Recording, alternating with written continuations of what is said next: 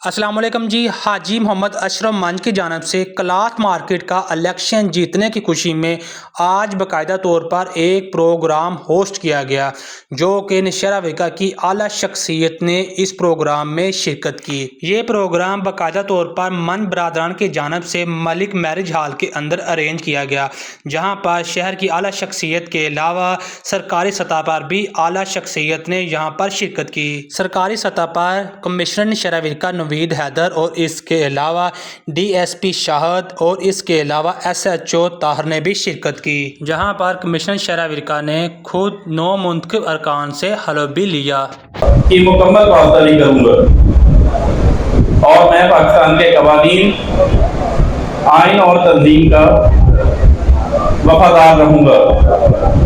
अल्लाह हमारा हामी और नासर हो।